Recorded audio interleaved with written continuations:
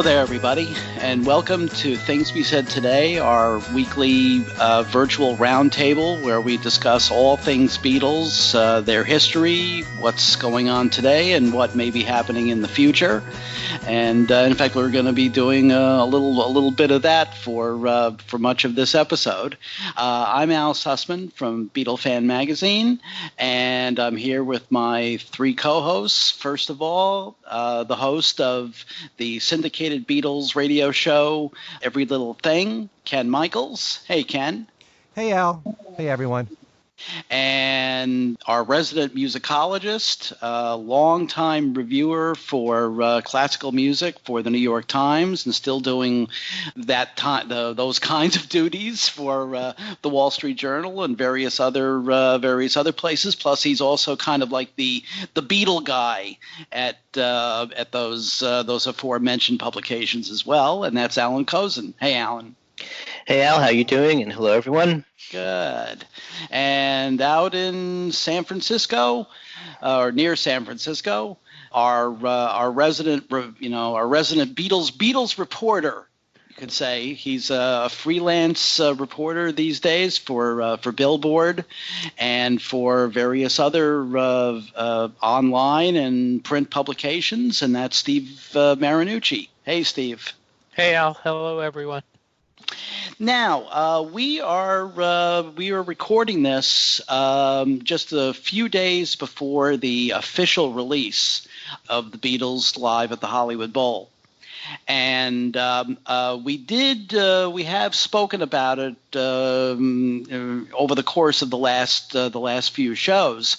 But I figured that since the album is released, however you want to put it, is released basically right after this show basically is made available, and then as a podcast, and also airs on some of our other affiliates. It might be appropriate, it might be timely to take a look at the album itself, especially in comparison to the 1977 version and the various bootlegs that have come out over the years, and to see if it's worth all the excitement that's been going on these last few weeks. So I think first, since Alan has mentioned the fact that he has done a rather extensive comparison of the new release plus also the various bootlegs and the 1977 LP, figure we'll start with Alan and see what his thoughts are. Okay. Well, I wrote a review for the Wall Street Journal that will be out probably around the time this podcast is made available. And I thought that what I should do, since, it's a good excuse to do it, is really round up all of those sources. So I found, I have a million Hollywood Bowl bootlegs. It was one of the earliest bootleg Beatles shows, actually. Right.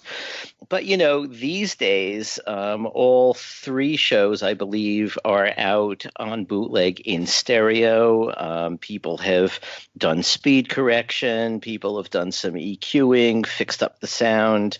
And so there are actually, quite good versions of it out. And, one of the things I've been seeing in print articles about, this album coming up and about the 8 Days a Week film, and it's gone on for quite a long time, is that people in the press sort of routinely talk about bootlegs being, really poor sound quality bootlegs, which suggests to me that they have never heard a bootleg in their life, because, the Beatles bootlegs, first of all the concert bootlegs, with the exception of Memphis and Tony Barrow's handheld cassette of Candlestick Park, sure, really are soundboard recordings. And even the Tony Barrow one, even though it's a handheld cassette, he's not sitting in the middle of the audience. I listened to some of that the other day, and it's, he's getting mostly the band. You hear the audience screaming way in the background.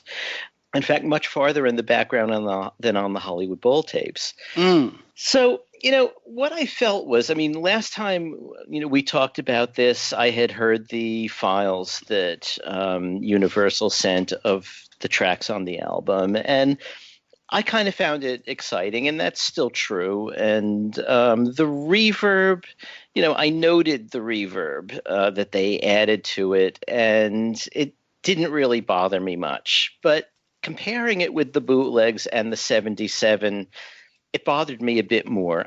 There's plenty of reverb on the 1977 release, too. So Giles Martin has largely, I think, followed in his father's footsteps there about, feeling that there should be some reverb added.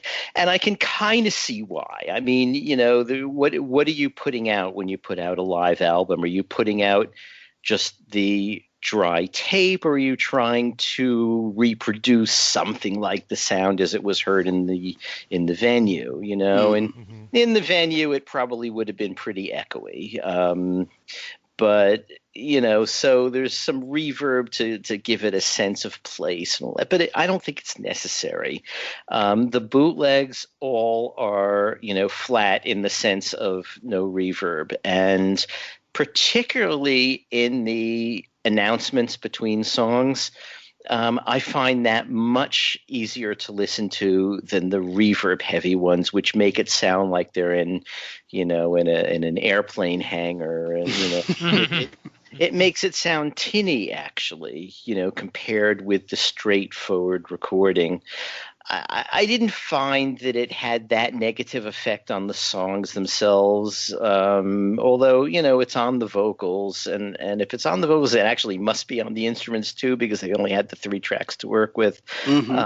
But it didn't bother me as much. The other thing is, Giles Martin talked about how he had the technology that I think was started during the Rock Band period to pull out, from a single track, from one of each of the 3 tracks, pull out instrumental profiles.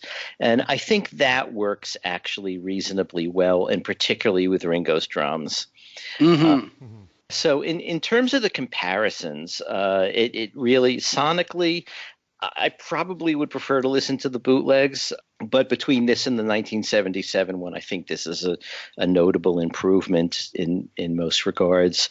My issue that I deal with in the journal piece is that, in 1977, nobody was doing archival stuff. George Martin has never really liked these tapes.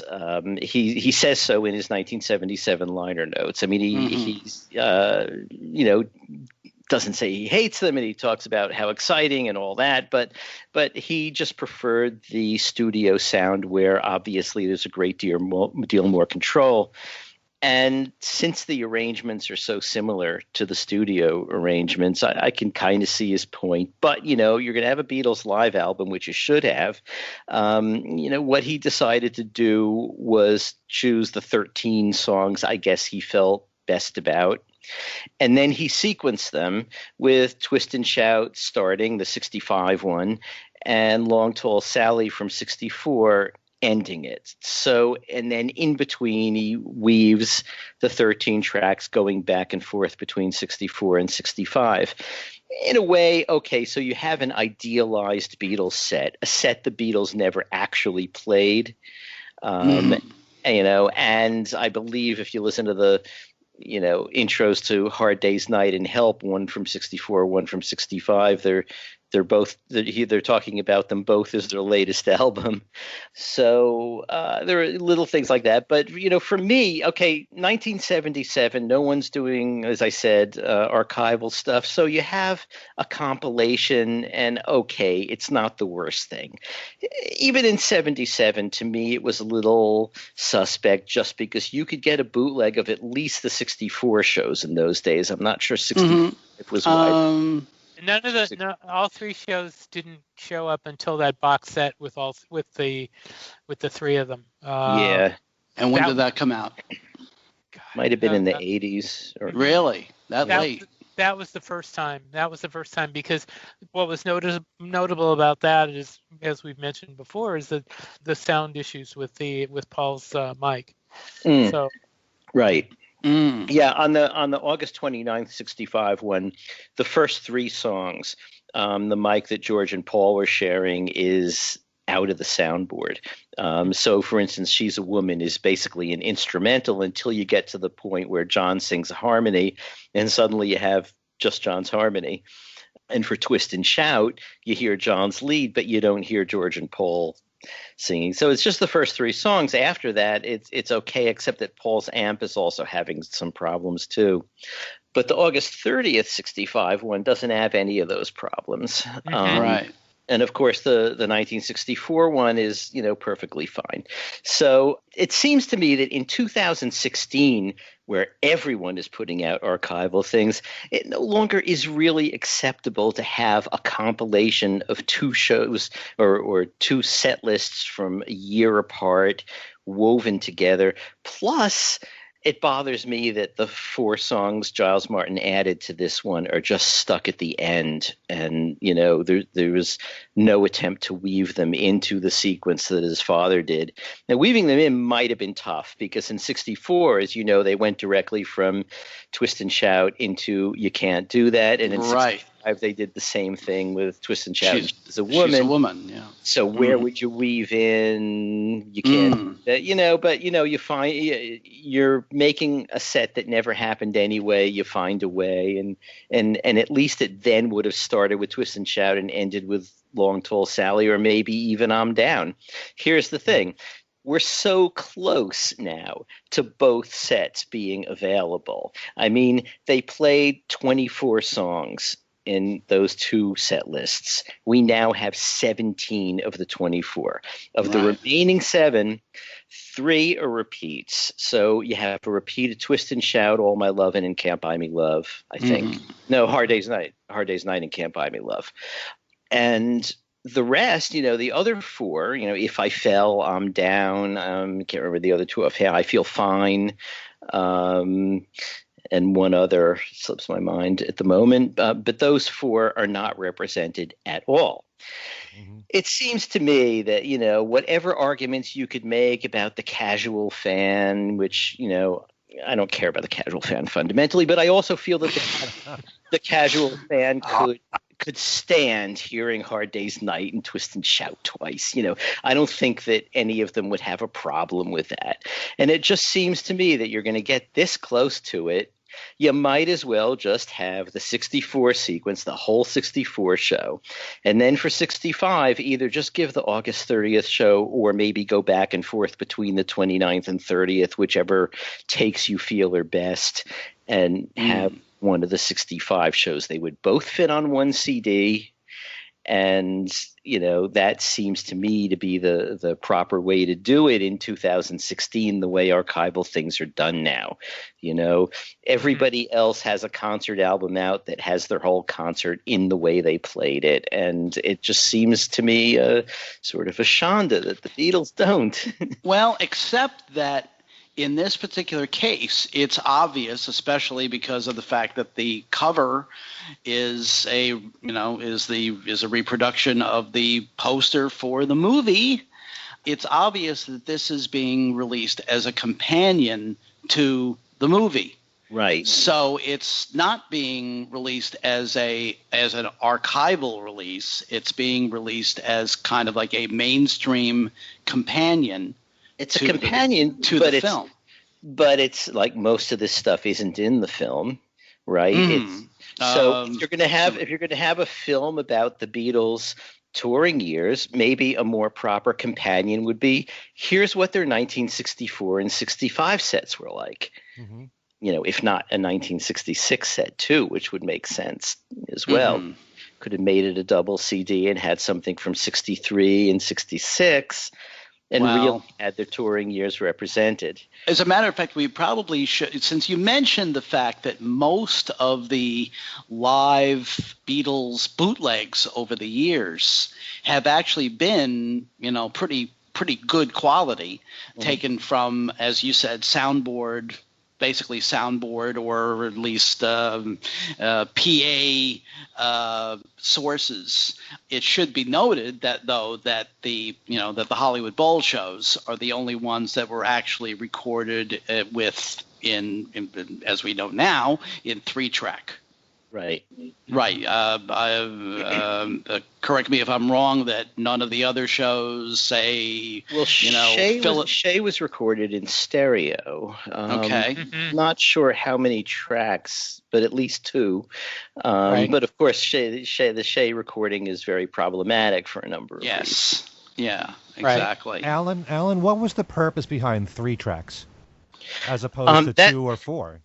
That was 3 tracks was just what Capitol was using. I remember, if you read George Martin's very first of his several autobiographies, he talks about traveling to the Capitol Tower and going to a Sinatra session back, and was, just impressed that they had a 3-track recorder when he was recording in mono.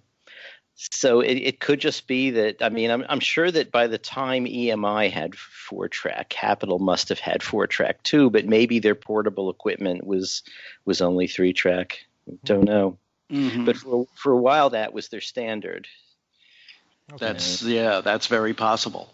Mm-hmm. Yeah, right, because, for instance, the Hard Day's Night album was the first one that was actually recorded on 4 tracks, right? Except for the final session with the Beatles.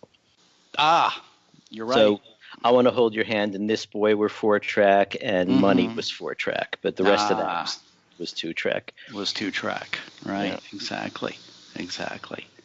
Yeah, very interesting. Steve, let me hear your thoughts. Well, basically, there isn't really much they could have done with the tapes because of the conditions it was recorded under then. As opposed to now, obviously things would have been a lot different. I did disagree with you, Alan, on the point that all the Beatles concerts were recorded in soundboard. That I remember. I know there were at least several. Rome is one of them that I can think of. Okay, yeah, right. No, Rome was one of them. There are some that are out there that aren't soundboard. Not all of them are. And I believe there's actually a couple of American ones that aren't either. But then again, there's also some great ones. The Houston one is one that. And to that end, I really, the fact that they didn't. I agree with just about everything you said about, the fact that they probably should have put the whole thing on there at this point. A couple of weeks ago when we were talking about this, I said, it's great that they're finally putting this out, and that's probably what they did. But I agree that I think it would have been a good idea to do the full shows, which leads me to think that they will. And I still, there has been no indication of that. The fact, though, that they're digging out Shea Stadium really leads me to believe that something else is coming. I don't know when, but hopefully sooner rather than later. But we do know that there are going to be DVD extras because Ron Howard has addressed that in one of the interviews that he did this past week. Mm-hmm. So it's conceivable that perhaps among the DVD extras might be perhaps complete shows. I know that at least one person I talked to said that a friend of theirs who got interviewed is in the extras. She's not in the movie. She's not in the movie. Yeah, so, the only stuff for extras that we know about are interviews so far. Mm-hmm. And I don't know, Steve. I don't know if I don't want to interrupt your thing, but I don't know if you noticed that. Have seen this, but there apparently is a different cut of the film coming out in Japan with extra stuff about the Japan. No, really? Yes. Yeah, so maybe that stuff will be in the DVD extras too, or maybe the DVD will have a complete thing with everything that's come out everywhere. Who knows? I can just hear everyone listening to the show groaning like, no. God, that's so now we're gonna have to buy the Japanese import too. Yes. Where did you hear about that, Alan? There was a Japanese news source who was quoted by Roger Stormo. I'm not sure if Roger Stormo has published it yet, however. I imagine he must have, because he publishes everything he hears. So yes, this is true. But I haven't looked. This was in a private communication.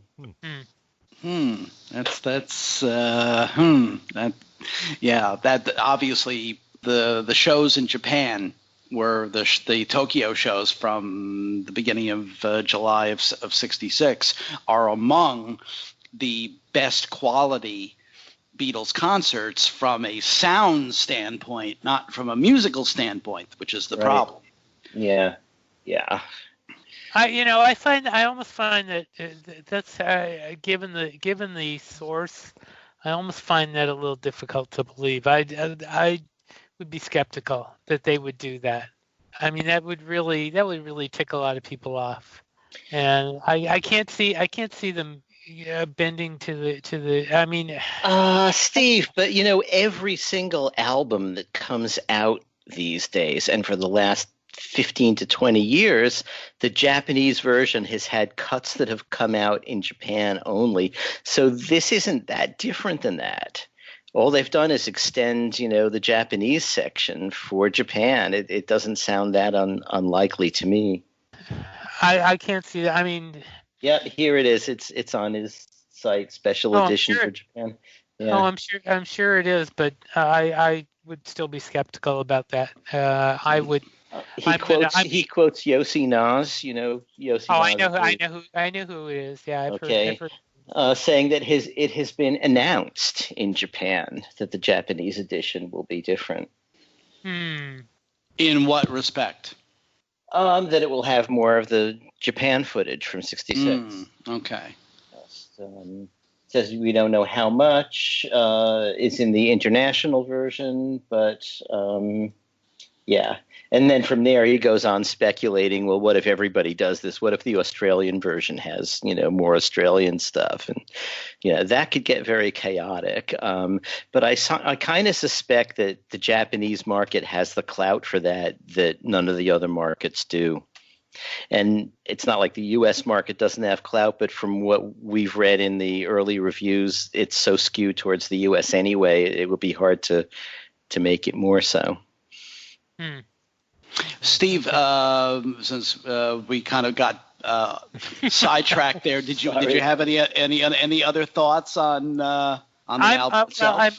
I like I've said before, I'm glad this is coming out. I like what Alan said though about having the full sets. Like I said, I still think there is going to be more, and maybe the Japanese thing is all part of it. Maybe they're going to make it so collector crazy. They're going to really go for the collectors by, having multi editions. God, wouldn't that be horrible? Right. But from a listener's standpoint, what did you think of the set itself?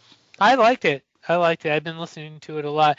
I agree that the 4 songs tacked on at the end kind of sound like they were tacked on at the end, but still, I'm glad this is finally out. This thing should have come out years ago. Well, especially since I know you've been a fan of the Hollywood Bowl album for a very long time. Yeah, I bought a bootleg. Well, I've had I've had a lot of the bootlegs over the years, but I bought one off of Amazon within the past couple of years that had all the Japanese inserts and all that stuff in it, and it was great having it. So I'm glad that they're finally doing it. That's all. There's not much more to say than that. Okay.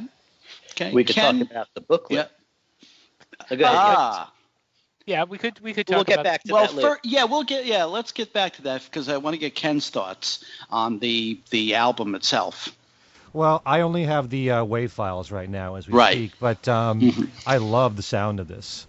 I think it has a lot more presence to it. It has, to me, a warmer sound from what I remember about the album. And I have to admit, I haven't played my vinyl copy in ages, but when I do listen to the Hollywood Bowl, there's a bootleg that Yellow Dog put out on one single disc, and I usually refer to that one. So I'm very pleased with this. I think the sound there's much more presence, I think, from the Beatles, and I don't mind the reverb. And as Alan was reminding us, there was reverb on the album, But no, I think it has a very fuller sound. I hear the band much clearer. I do notice that the screaming was brought down a little bit, but not to the point where it doesn't capture the excitement from the audience. And I know that, and we had Kid O'Toole on to comment about this, a few shows ago. She still wanted the screaming because that captures so much of the thrill and the excitement from the audience. And that's part of the enjoyment in listening to this. To not hear the screaming to some degree, I think would be a bit of a disappointment because you're hearing it, in the full context of how the fans heard it. And hearing the screaming too. That was a Beatles concert. Yeah. But I think it was the right balance there in bringing down the screaming a bit, but not too much. So I think good job was done overall. But, kind of what we said in the past, I think still applies here. It's never bothered me in 1977 when they bounced back and forth from the 64 show to the 65 shows. I do agree with Alan. I would much prefer that they were 2 full, complete shows. And I don't understand why the 4 songs that are not represented from those 2 tours are not on here. If it had anything to do with the sound quality, like I love If I Fell from the 64 show. I can't understand why that wouldn't be on here. I think that George Martin probably felt that John is like showing some vocal strain on the high notes there, and I think he's being protective, Probably. It doesn't bother me none. Of course not. Yeah, but I'm Down. What's the problem with I'm Down? I Want to Be Your Man should be on there. That was the 4th. No, there's one other one. I Feel Fine. I Feel Fine. Yeah, that's not on there. So I can't understand why. Even with the imperfections, it doesn't matter. It's the Beatles. It's part of history. And we don't really know, as much as we'd love to see more live stuff come out, if this might end up being the only live release. And if it is, as far as audio is concerned, why not have every song represented? So, and I do agree that those 4 songs tacked on at the end, it kind of falls flat with Babies in Black. As much as I love the song, why make that the last song in the set? It just doesn't make any sense. I love having 4 bonus tracks, don't get me wrong. I'd rather have those than not have them at all. But to end like that, it just doesn't seem to make sense. They would never close their concert with Babies in Black. So, but I love the sound. The sound is the bonus here. And I think that they did a great job on that, Well, a couple of things about that. First of all, as far as tacking on the four extra tracks at the end, purists, Hollywood Bowl, the Beatles at the Hollywood Bowl purists who have been fans of that album since 1977 might say it's actually better to have those 4 tracks separate rather than disturb the actual, the flow of the original album. Now that may be devil's advocate. Okay. No, doesn't. You just have a separate CD for 4 songs. Is that it? No, but saying that the people would say, purists would say that having those 4 songs at the end after the actual original album ends is actually the way it should be, rather than to integrate the 4 songs into as I said, that's a purist point of view. Yeah, it's kind of not a real album, though. I mean, it's a 1977 compilation. It's almost like saying, well, I don't like the one album because it's missing some of the songs on the Red and Blue album. Right. I mean, there are other reasons I didn't like the one album, but that reason wouldn't make much sense, and that's sort of a similar. It's like, okay, this is not something the Beatles put together. It's something George Martin put together in 1977. And it's hard for me to imagine that anybody would prefer less than more. And that if it absolutely had to be a compilation, not the 2 full sets, it just seems like, what George Martin was after was something like the Beatles concert experience with some kind of flow of the set with Long Tall Sally, or maybe it should have been I'm Down, at the end. So I don't know. I mean, with a lot of other groups, like let's say Cheap Trick live at Budokan, they put out an album of that in the 70s that, it wasn't the whole concert. It was what would fit on the disc. And then when they put out the expanded version, they put the songs back where they were in the show. I can't imagine anybody saying, well, I don't know. I mean, I kind of liked it the way it was. I want to have less, Except Cheap Trick is not the Beatles. Yeah, but I don't know. So it's the same idea. And then that brings up another thing. There are some people who, from a musical point of view, kind of look askance at this album being released as a quote mainstream release, as a companion to the film, because of the fact that the performances in some cases are not the best. They're not as bad as the 66 Tokyo ones, but in some cases, like for instance, you can tell that they're basically racing at breakneck speed through She Loves You and I Want to Hold Your Hand and Can't Buy Me Love, which in fact disappeared from their set after the 64 tour. It's kind of a mark of how quickly they were moving musically, that those songs were kind of old hat to them. And there are some people who are saying that from a musical standpoint, that a mainstream release should have better performances. But where would they get them? Yeah, exactly. This is what Capitol has. Right. Yeah. I mean, I'm with those people who say that it's silly to make this a companion album to the 8 Days a Week film, right, just because this is and always has been something completely different, and it's all from one show, and the 8 Days a Week film is going to be jumping from show to show. I mean, just by its nature. It's not a soundtrack album. It's right. But it has it makes to me no sense whatsoever but I talked about this a few weeks ago, but to have the cover be basically the film poster. Yeah. I don't know. Anyway. and that no, go ahead, Ken. This album stood by itself as a major release in 1977. To just call it a companion piece is ridiculous. Yeah. It's a part of history.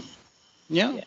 Right. For how long have people like Steve been lobbying for Capitol or EMI or Apple, whoever, to release the Beatles at the Hollywood Bowl? A long time now. It's been a big hole in the catalog, especially when and I suppose there are people out there, I'm not sure that we'd all agree, but there are people out there that are saying the same thing about love songs and rock and roll music too. But I'm just saying that's possibly true. At the least, maybe rock and roll music, but because love songs is horrible. But I could see rock and roll music only because of the fact that there are some different mixes that George Martin did on that album. Some of those hotter mixes, which are a little bit unique. But otherwise, they're those mixes though. You wouldn't get those mixes again because they hated the mixes, so they would use the remastered versions for sure. Yeah, probably. But also, I mean, if you want to talk about mixes making a compilation release legitimate, the British version of Love Songs has Norwegian Wood with a centered vocal. So there you go.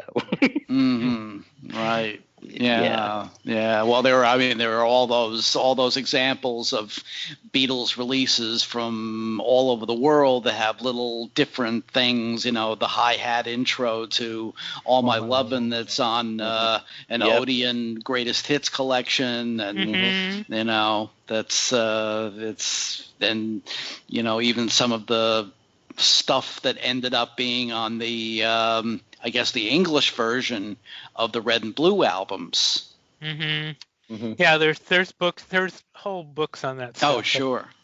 And actually, I was gonna bring up I mean, since we've kind of messed with it, there are a couple of files that people who have been around the internet know about that maybe some of our listeners don't, that you can find very easily, because I found them yesterday again, and download them, and they're very helpful. And one is Joe Brennan's Beatles recording variations. The other one is Analomies. I think it's Analomies. Alan, you know which ones I'm talking about, right? I know about the Brennan. I'm not sure which the second one is. The other one, I don't have. Unfortunately, I left my my iPad in the other room because I have them both on there. But there's two of them. There's a couple of those. The recording variations though is fantastic. I mean, and it's accurate. They even revised it in '89. You know, when the remasters came out. So, or when the CDs from not the remasters. Right, the original CDs. My wife just did me a favor. She just brought it over to me. Thank you. Let me tell you what they are, and I will give you because I mean, I've had these. I had these on a computer, and I remember taking them on a plane with me and reading them, and they're very helpful. Oh, I'm sorry. One of them is the Notes on series by Alan Pollock. Yeah. Pollock. I'm sorry. Yes. Right. Yeah. Which is a great series. That's one of them. I'm sorry if I'm interrupting the whole discussion here, but it's okay. It's okay. The Analomies is it's a Beatle Analomy list compiled by Mike Brown. Compiled in the version I'm looking at here is 1999, August 1999. It's ANOMALY if you're doing a search, and then the recording variations is called. Oops.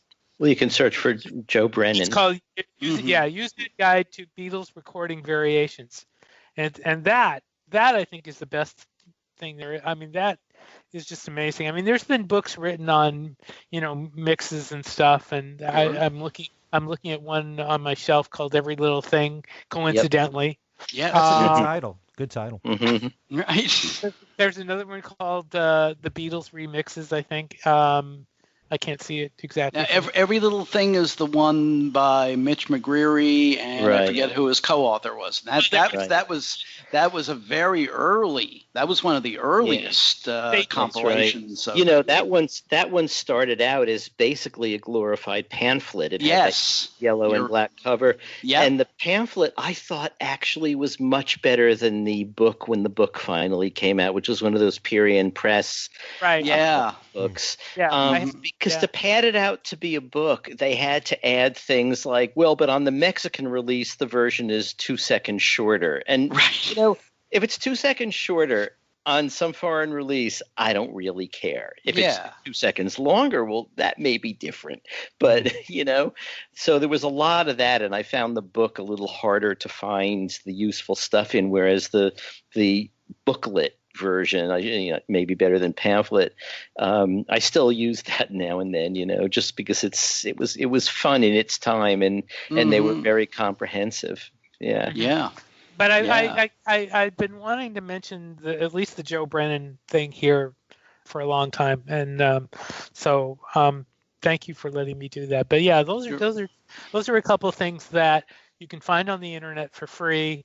And they're well worth having, especially if you're kind of new and you're really getting into it. They're excellent.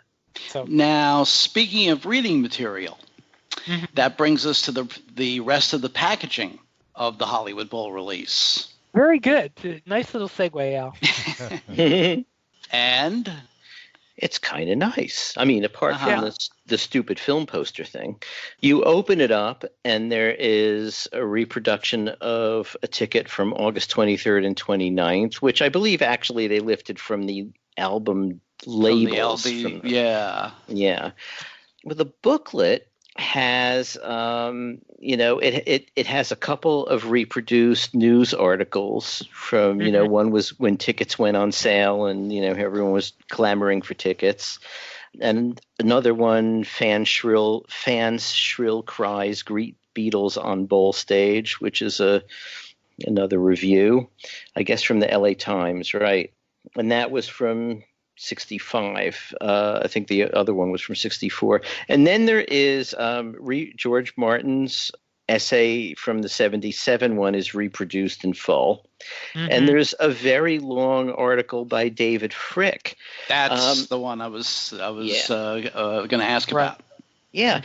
Well, it's really interesting. And he has, a lot of it is he writes in a very personal way. He obsesses actually about things we said today. That I think for him is like the heart of this album. And he goes into great detail why. But the other thing he does is, you get the sense that his assignment was, relate this to the film. Right. And so it keeps getting to be about, the film, which the rest of the world knows really has nothing to do with this, except that they're using this as a marketing thing for the film. Mm-hmm. But it's not a bad essay at all. I kind of liked it. I'm just looking at one of the picture in the middle. It was one of the pictures that they put out with the announcement of the press conference, the Beatles press conference in Capitol Records, and I didn't realize. I guess that's the room downstairs. Yeah, that was one of the rooms that I toured in. I was going to ask about that. Yeah. But yeah, so that's interesting. I thought it was funny that he kept promoting the movie in there and relating it to that. It was like, to try and plug it that hard, but I mean. Well. That's basically what what this is. It is right. It is a companion. Right. To the film. It's nice that a couple of the pictures are nice. The one of the old Hollywood Bowl sign is nice. That's page page 4, and then the two pictures of the Beatles on stage. The one of them standing, actually singing, and the one on the back cover of them taking a bow. Those are really nice too. But so that's what you get there, with that, and plus the little card that says the DVD will be out in November. So. Right, which of course has kicked off all kinds of speculation, even though there's absolutely nothing. Yeah, somebody asked me today if the Hollywood Bowl CD was going to be included in the DVD, and I said I had not heard that, but there's a thought. I mean, the question I've gotten multiple times is Shea Stadium going to be on the DVD? And I will say what I've been saying. Honestly, I don't know. The reports I've been hearing is it won't, but I honestly can't see them doing that. Going to that much trouble without doing something with it, either there or somewhere else. And Alan, you had a theory.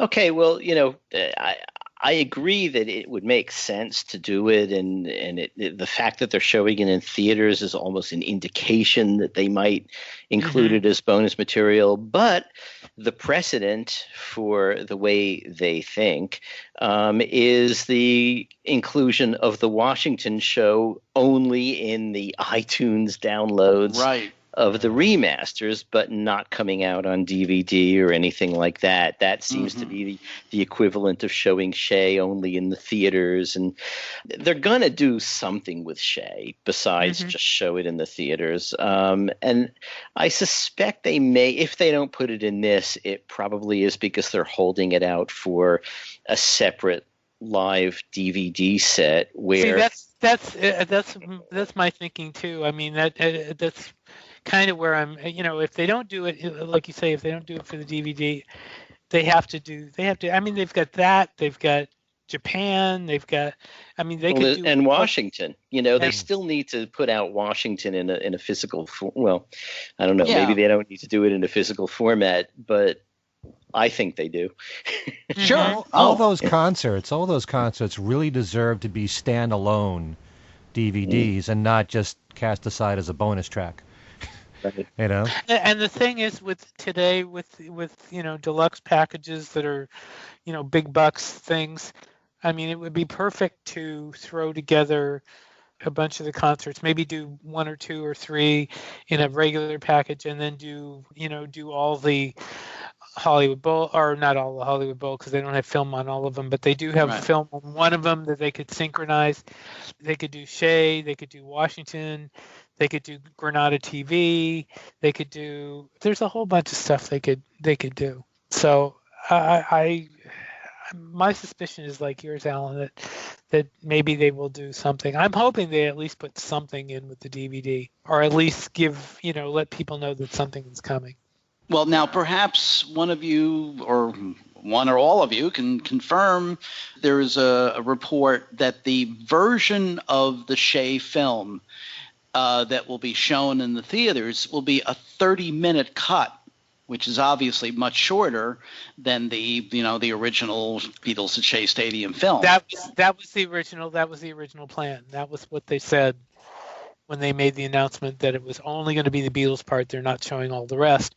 And in fact, Richard Porter posted today online that he has seen the film in England and it is indeed just the Beatles. So that part is not really that really has never been in question because that was the initial announcement that it was only going to be the Beatles. So perhaps, and again, this is pure speculation on my part, perhaps I love the way then he's covering his tracks here. That's all. Exactly. Covering something. Covering something very big. That perhaps the 30-minute cut of the film, of the Shea Stadium film, might be one of the extras. Because I don't know, I have a tough time imagining them putting the entire Beatles at Shea Stadium documentary on as a DVD extra. Yeah, with 8 days a week. But perhaps the 30-minute cut. The 30-minute cut really, of course, is the heart of it. I mean, I don't know that anybody is going to be heartbroken about not seeing Sounds Incorporated and even Brenda Holloway and but King Curtis. King Curtis. Yeah. Murray the Murray the K might be included in the 30-minute cut. I don't know. It's sort of the intro material to the Beatles themselves, right? Not really, because I think he just kind of like, right. It was Ed Sullivan that introduced them. Murray just kind of like introduced the concert itself. Didn't he introduce Ed Sullivan though? No, that was Sid Bernstein. Mm-hmm. Really? Yeah. Huh. Yeah, Murray is just there kind of like at the beginning of the concert and telling people to, that it's going to be a long evening and relax and don't get hurt and all that stuff. And then I think introduces, I don't know, Cannibal and the Headhunters or whichever one of the first acts was there. I see. Yeah, right. Yeah. Well, also, though, Steve has seen a revised set list, and it looks from the way Steve read it to me as if they're going to do something like they did with the Hollywood Bowl album. Yeah, they posted a revised set list from what they originally announced on the website. Hold on, a revised set list from what? For Shea. For Shea Stadium. Right, and it has all the songs that we know are on video, which would be "Twist and Shout," "Feel Fine," "Dizzy," "Miss Lizzie," "Ticket to Ride." Oh yes, and she's a woman is what at the very end in audio. Yeah, because there's no everybody's trying to be my baby is not there. Oh, so. Okay. Well, supposedly there was no video of Everybody's Trying to Be My Baby, or She's a Woman. Or She's a Woman, and where She's a Woman is being placed on that list indicates that it's probably just going to be, the credits. Could be. Yeah. Of course, what they should do. I'm sorry. If they're only showing us the 30 minutes and they only have 50 minutes, because as Dave Schwensen told us, they threw away all the trim. So all they have is what's in the film, but in the full film. But so we know that they have another 20 minutes or so that we're not seeing in the Beatles part of the show, they do have the audio for She's a Woman and Everybody's Trying to Be My Baby. They should leave those in the set where they go and then just use some of the other footage for those two songs. Or, and as you know, they're very, very deft at taking film of the Beatles and making it look like they're performing what they're not performing. I mean, on the ONE+ DVD, it looks like they're performing 8 days a week. Right. Ironically, 8 days a week.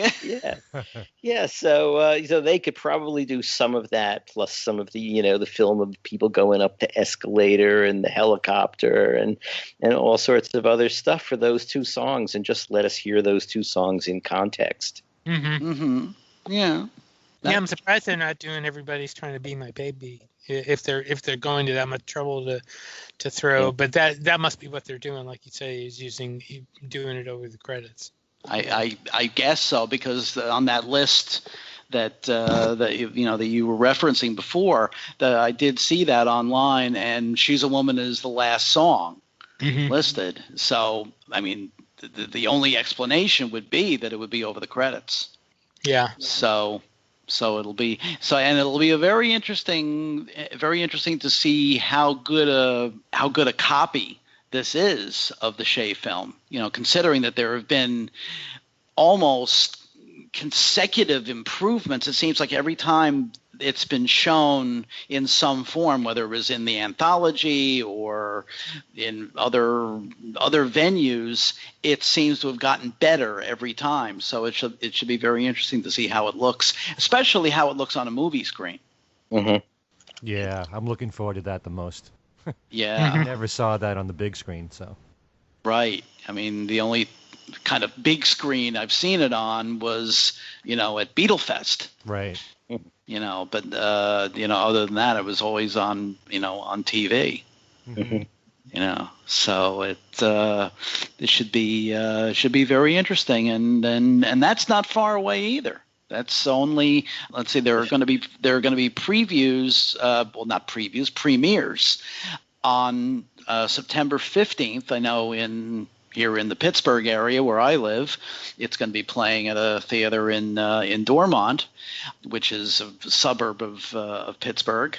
And Alan, I think you said that you finally have gotten a theater up in Portland that's going to be. At long last, it is going to be shown in Portland, but for one night only. Oh, really? Because here it's going to be playing for a whole week. Yeah, same thing in Connecticut. Right. Yeah. And it seems to differ from city to city. How about out your way, Steve? It's playing for a whole week. It's playing in Berkeley and in San Francisco. And in fact, I'm just looking at my my emails. I haven't announced it yet. I will be announcing it this week, though, that I will be hosting a screening in Berkeley on the Friday, the 16th, I believe. Right. Just looking around on the internet, I just found something that I'm going to mention. That Richard Neville, the co-founder of Oz Magazine, has passed away. Really? At age 74. So that was posted by Richard Porter. So. There we go. Well, there's somebody else. A little footnote. A little footnote there in Beatle history. Yes. Yeah, that's true. I was going to ask about now. Right, you're going to be hosting the showing, the showing in Berkeley. Right. It's also playing. It's also playing in San Francisco. It's not playing in San Jose, from what I recall, which is kind of surprising. Nobody knows the way. There we go. There we go. Oh, you don't know how much that song is hated around here. Oh, my God. Oh, I can imagine. They should be proud of that song. No. And also I should ask, since 2 nights after the premieres, or the night after the premieres, depending on where you are, it'll be debuting on Hulu. How many of you the three of you have signed up for Hulu? Well, I've had Hulu. Okay. And it's, by the way, it's only Shea Stadium will not be on Hulu. Shea Stadium is only in the theater. In the theaters. Okay. Right. They're only showing the movie on Hulu. Just showing 8 days a week. Mm-hmm. And it'll be exactly the same. Because I've seen different time figures for how long the film actually is. I've seen 100 minutes. I've seen 95 minutes. I've seen 90 minutes. So I'm not sure, whether there's going to be any difference between what we see in the theater and then what we see 2 nights later, so to speak, on Hulu. By the way, have you guys seen the fact that Steve Van Zandt is hosting the New York premiere, and they're having sponsored levels for that premiere? $5,000, $10,000, and $25,000. Now, is that for just the premiere, just the first night premiere? It's the first night premiere, but what you're sponsoring is you're sponsoring teachers to attend the premiere. I guess to use because they want this used in the classroom. They're giving curriculum tools so that 8 days a week can be used in the classroom. Mm-hmm. Well, that's kind of consistent with Steve's his past work doing. There was a not rock and roll high school, but something similar to that. I forget the actual name of it. That he was building up a curriculum for a few years back, and unfortunately, I'm forgetting the details. But that's kind of consistent with what Steve has been kind of aiming at for several years now in kind of educating people in the history of rock and roll. Yeah, I scrolled down. There's also a $1,000 level, but for the 3 higher levels, you get VIP seats. You get 2 for $5,000, 4 for $10,000, and 6 for $25,000, and you get red carpet entrances and pre-reception credentials. So there's where is this at the IFC Theater in? No, Village East Movie Theater on 2nd Avenue in New York City. Oh, okay. September 15th. Ah, okay. Okay, because I originally had heard that the New York premiere was going to be premiere engagement, because I think it was going to be playing for a whole week, was at the, as I know it from back in my days in that neck of the woods, the Waverly Theater, which is now the IFC Theater. Well, it might still be playing there, but I think it is. It's doing, and this might be just a one night only deal. Yeah, that sounds like a benefit of some kind. Ken, you're the closest to it. Now I'm actually going to one that's in Westchester, and then actually, I found out after that there's one in Hartford, which is closer to me. But I'm going to the one in Westchester anyway. So, can I mention one thing? Because please. I'm surprised we haven't done this yet, but there is a website that everyone can go to, which lists all the theaters in the United States that's running it. And I have the URL for everybody if they want to check it out. Just go to www.thebeatles 8 days a week, spell out 8, and that's .com/US/book-tickets. So it should list all the theaters and how long it's going to run in each theater. Mm-hmm. And there may also, I think there's also such a listing on the Beatles website, the official, Beatles, www.beatles.com. That is attached to the Beatles website. And it is. I was incorrect, but they have expanded. It is playing in San Jose, and it's playing all over the Bay Area. So there are many places, but they've done a lot of expanding. But if you go to that site, you can get the most recent bookings, and some are playing one day, some are playing 2 days, some are playing a week. So it's playing at different lengths at different theaters. So you really have to check at the website to see how long it's playing. I don't see it playing longer than a week anywhere. So right, yeah.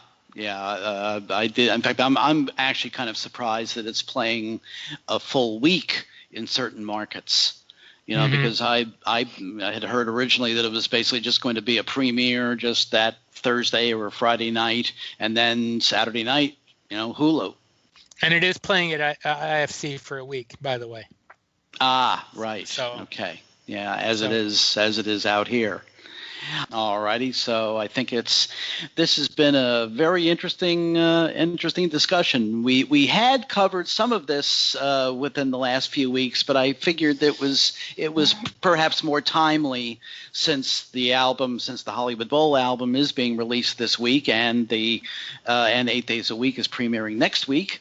That we should cover this for especially for people that'll just be getting the album over the course of the next few days. So in that vein, I guess we should check with each of you and see what if there's anything besides Steve's hosting duties that need to be addressed. Steve, anything else? No, I mean, you can get to me on my email, BeatlesExaminer@gmail.com.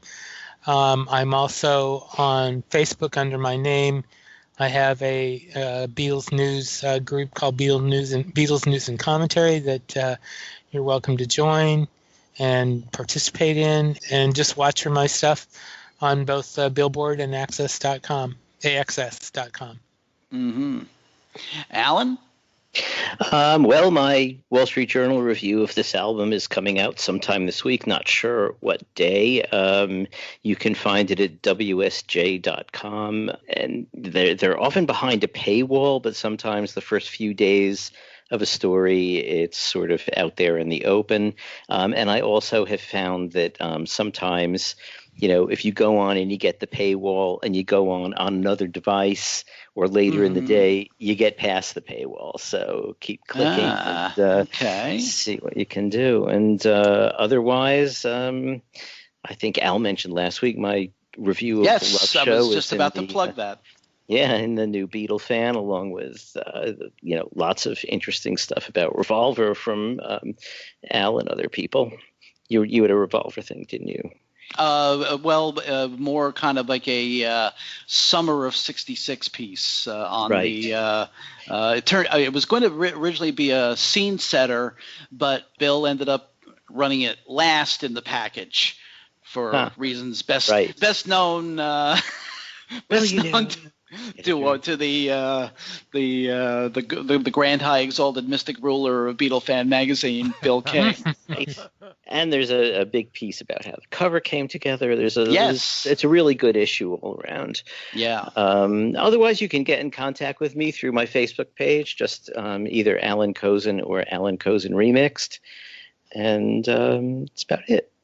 And Ken, what do you have? What surprises do you have on your website and through every little thing?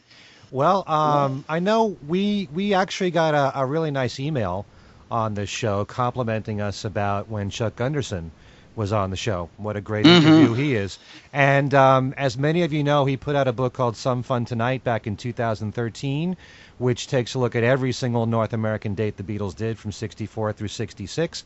It really is a perfect companion to go with Live at the Hollywood Bowl and the Ron Howard documentary.